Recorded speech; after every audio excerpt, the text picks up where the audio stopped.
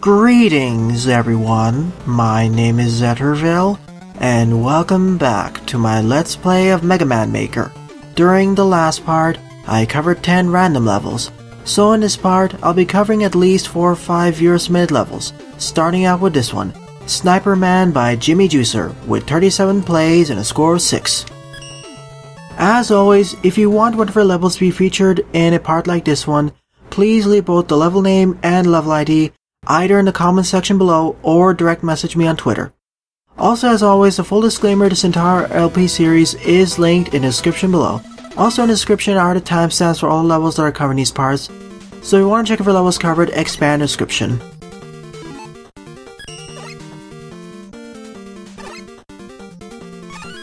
We have the choice of playing as Proto Man for this level, but for a change, let's play as Mega Man instead.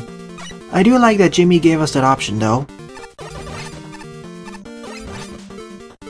But if we do play as Mega Man, we don't gain access to charge shots.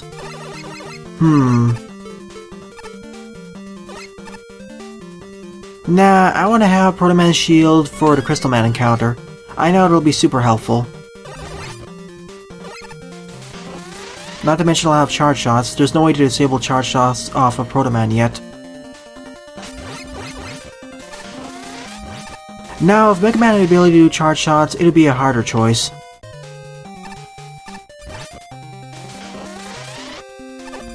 The trade-off is probably that Proto Man takes double damage. Yeah, he takes double damage. Makes sense. Otherwise, playing as Proto Man would be a straight upgrade.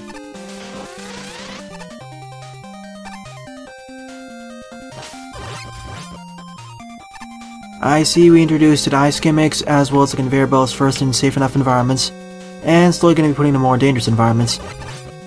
Same with the bouncy ball enemy and the wall cannons.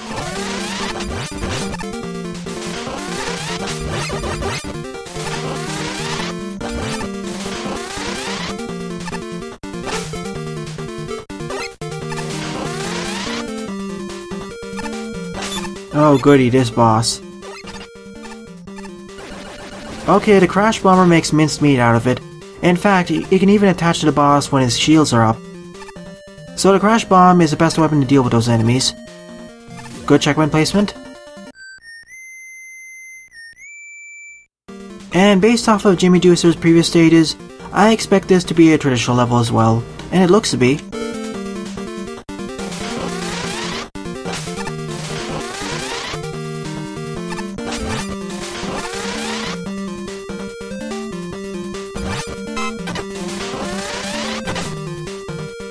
And I see we're introducing the Techions here, or Techions, however you pronounce it.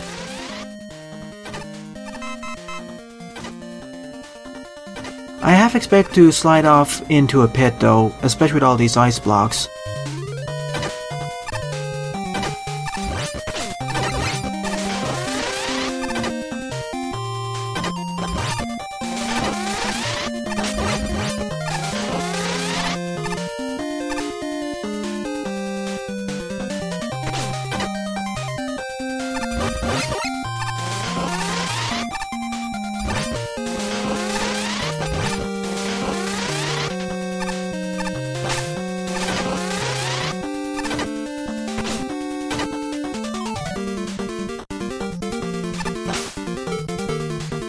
By the way, I don't have any checkpoints, so this is going to be a slight problem.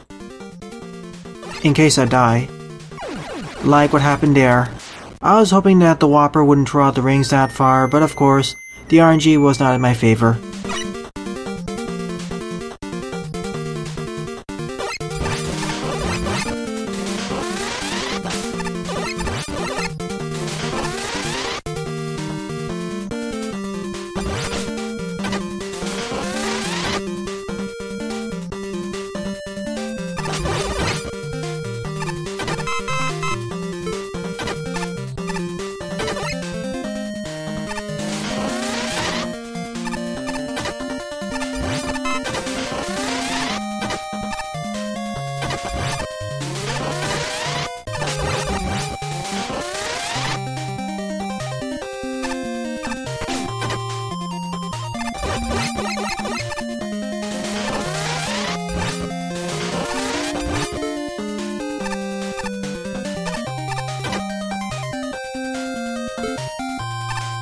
Let's try this again, shall we? And this time I dodged the Whopper ring. And the checkpoint was right over here, figures.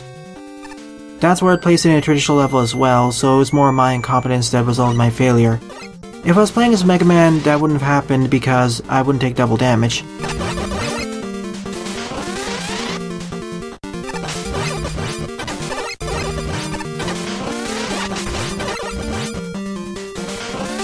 And I see we're combining usage of the Tachyons as well as the conveyor belts. I also didn't mention this earlier, but the spike traps aren't that dangerous, or the danger of them is minimized by the fact that we have the skull barrier unlocked, so if we're a bit wary of jumping over spikes, just equip it.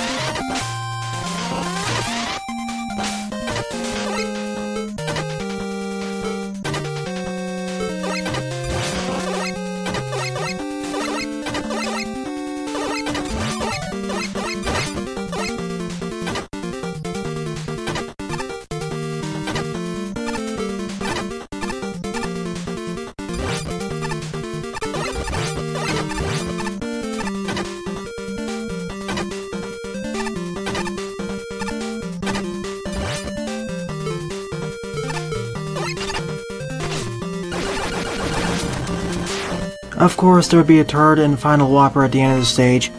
At least I didn't die over there. That last segment was rather hair-raising with the combination of Tachyons, conveyor belts, and those bouncing ball enemies, not to mention the cannons. But at least I suppose the stage is done. Would have preferred if there was an E or M tank hidden somewhere. It'd be really helpful for this type of stage. Then again, they would be less necessary if I was playing as Mega Man, of course. So overall, a pretty good stage. Decent.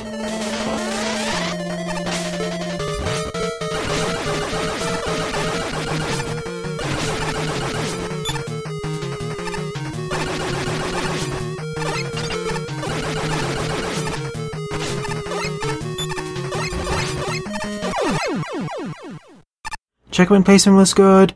Introduction and combination of gimmicks in more difficult environments was also pretty good. And I liked the stage. The ice physics weren't that bad, and I liked that the developer gave us some extra insurance in the way of the skull barrier. Both to block the enemy projectiles, destroy those bouncing ball enemies a bit easier, and to protect us against spikes.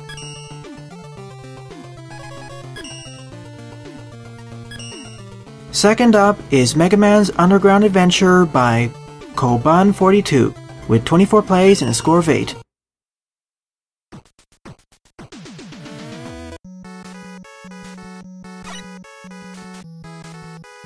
We have the default control scheme, meaning only jumping and shooting. But let's see what's on the left there. It looks rather suspicious. Also, all the weapons and utilities we have are from Mega Man 1. With the exception of the NATO here, but that's of course an unlockable.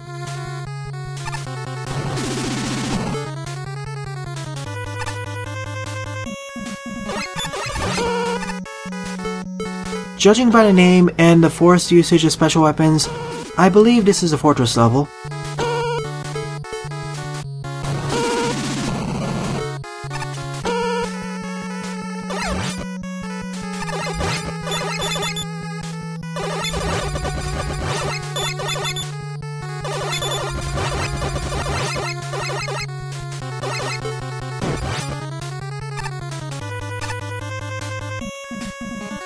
Rather generous checkpoint placement if you were to ask me. I guess the following segment is a bit more difficult.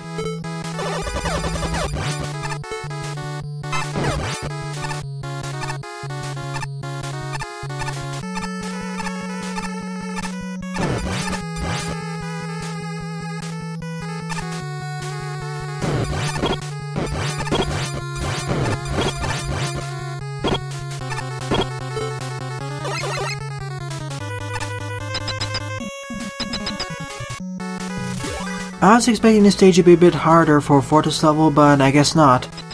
Then again, I wasn't forced to use special weapons here. And the stage ends now, I would expect it to go for twice as long.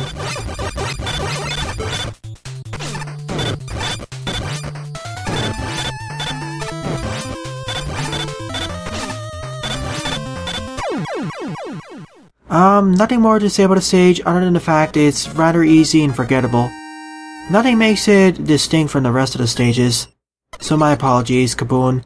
I can't give it a thumbs up. At least it wasn't frustrating, I will give it that.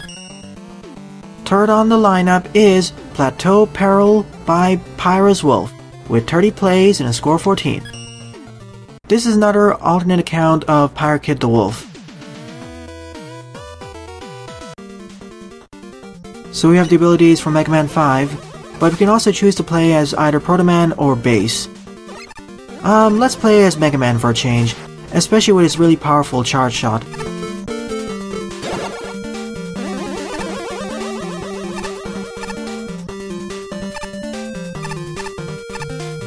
I'm liking the foreground and background combination, mainly the foreground tile set. It's simple but effective.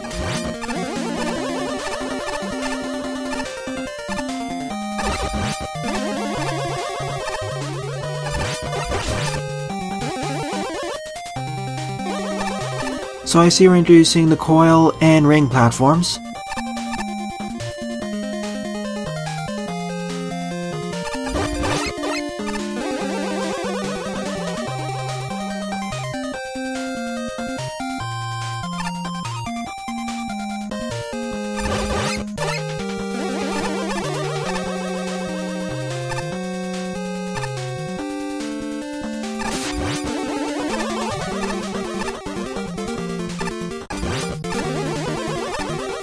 So the segments are gradually getting harder because we first started on solid ground, then we had the risk of falling down the screen, and now it's over bottomless pits.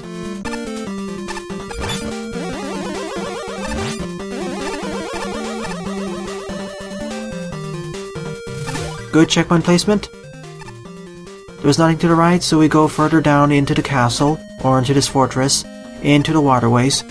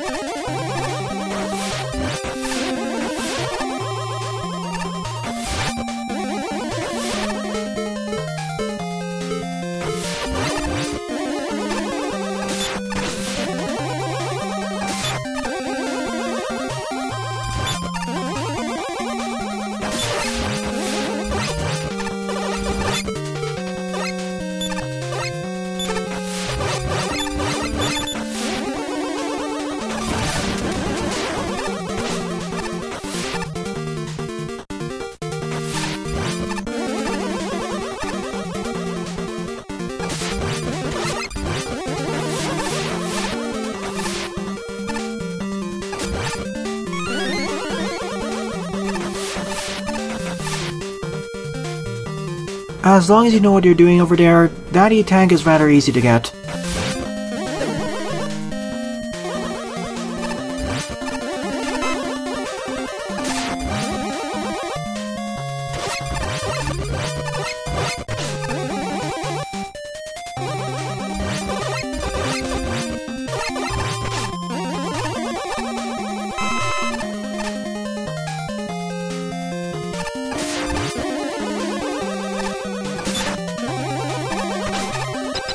It's just faster to damage boost to the boss rather than fight it, especially because of how unpredictable of how far it'll throw its rings are. So I guess this is the end of the stage, and unlike the previous stage, this at least has a discernible gimmick that it focuses on, specifically the usage of the ring and coil platforms, so I will give it that. A decent level. And unlike fighting Ringman, we fight Chargeman here.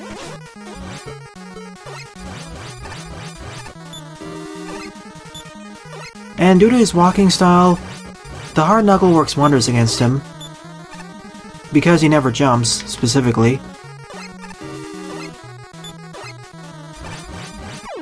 As long as he doesn't gain invulnerability frames, you should be able to repeatedly hit him with the hard knuckle.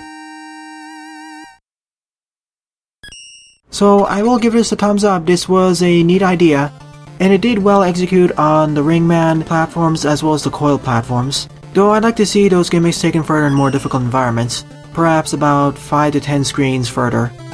Fourth level on the lineup is Desert Dunes by Nickelasse, with 149 plays and a score of 73. So a pretty well regarded level, similar to Nickelase's previous stage that I played. So let's see how this one compares.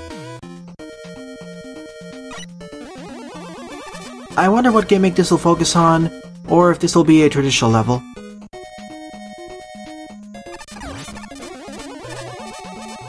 Well, I already see usage of count bombs here.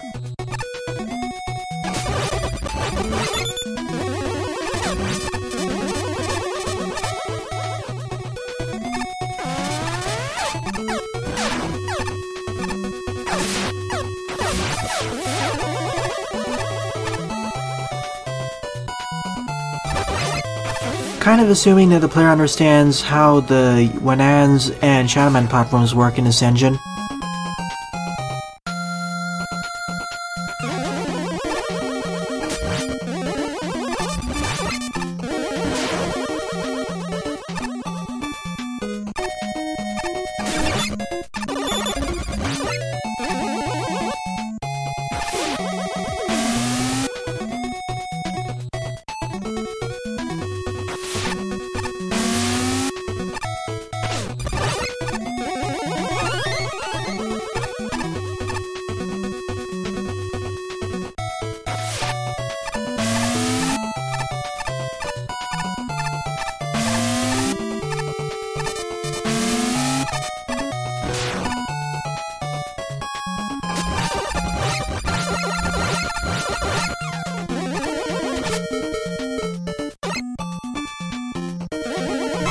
Good checkpoint placement for a traditional or fortress level.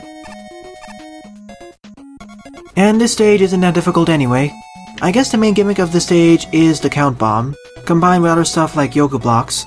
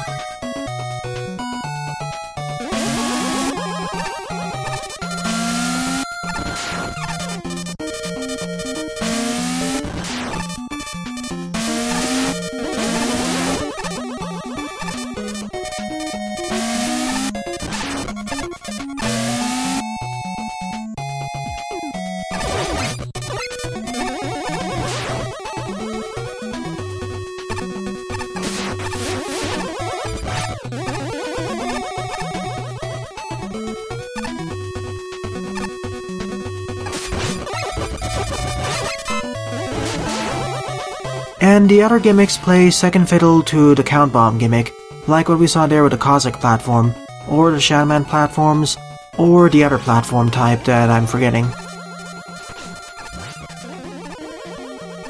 Well, at least all the secondary gimmicks are introduced safely enough, initially, with the exception of the Wanans, and especially the Shaman platforms.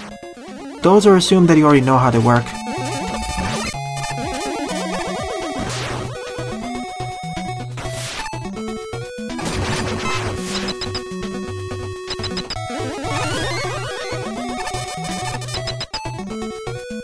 And I see we entered the mouth of a dinosaur, I guess?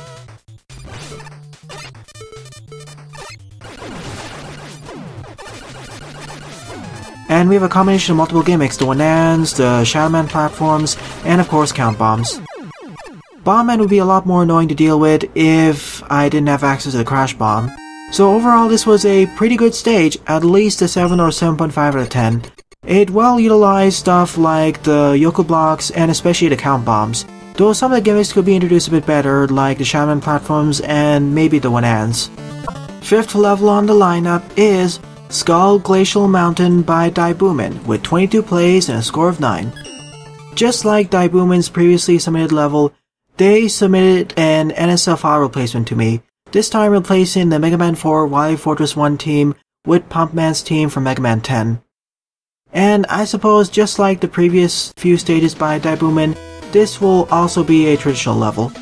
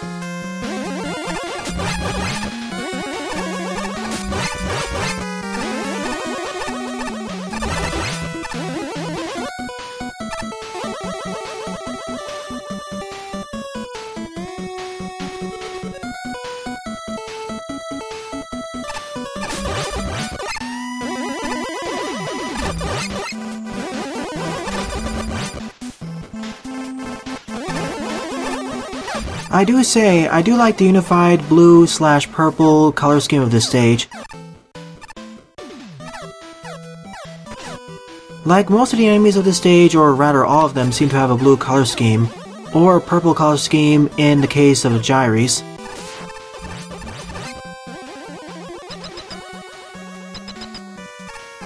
Even the mini-boss is bluish colored, although the platforms are reddish colored, unfortunately.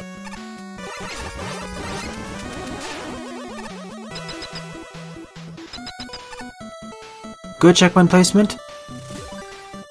Quick resetting there just in case.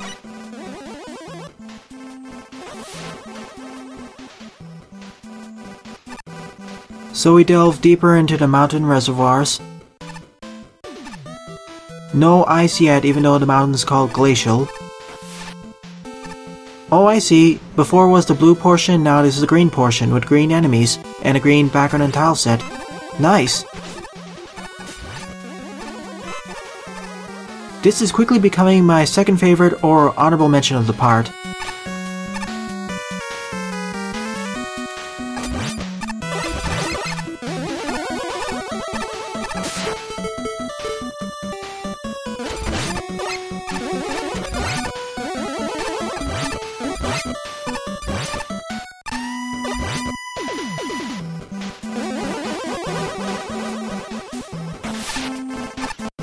And I get the impression that if Daibuman had the possibility to, they'd recolor the water to have a greenish tint, to better fit with the aesthetics.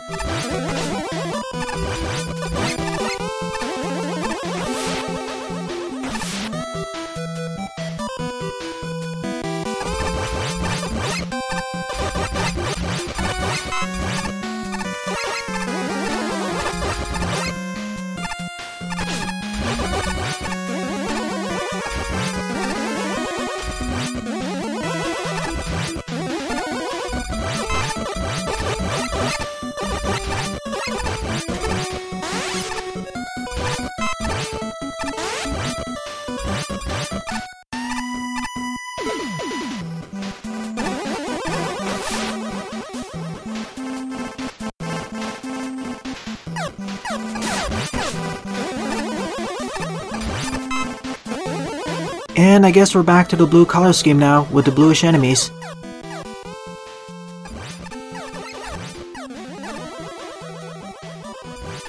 In terms of aesthetics alone, this is definitely the best level of the part. And the level design isn't too shabby either. And we even end off with a blue big eye. Too bad we didn't have a third color scheme, but I guess there wasn't enough enemies there. Or the level was getting long enough anyway. And I suppose this is the end of the stage. Just like every traditional level, there's a first checkpoint after 11 screens, and the final one at the final corridor. After all, the first checkpoint was just before the green segment. So definitely my second favorite level of the part. Up there with Desert Dunes.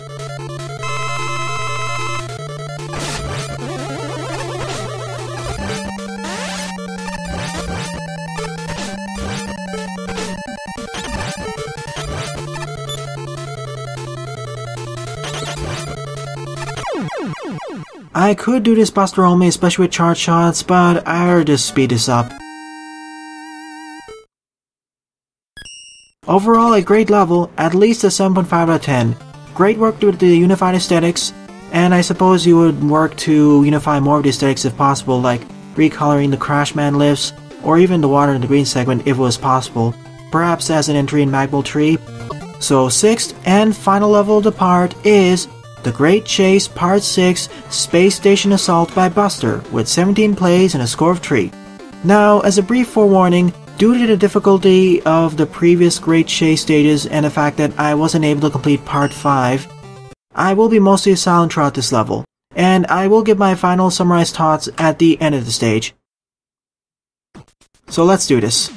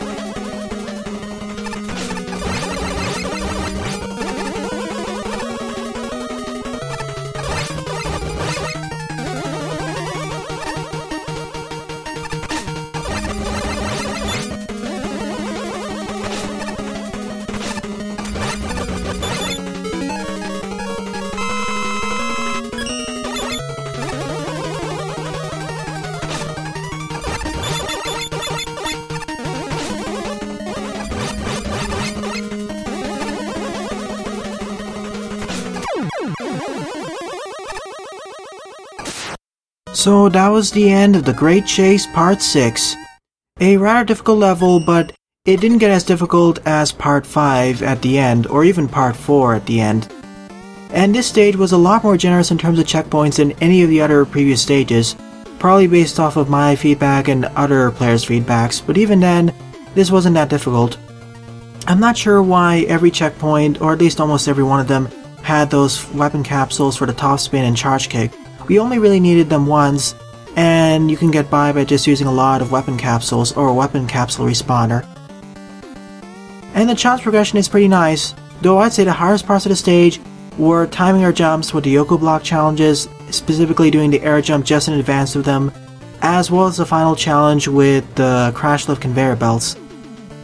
Specifically trying to make the air jump around the point where it does a figure 8 or figure 6 around those lines of spikes.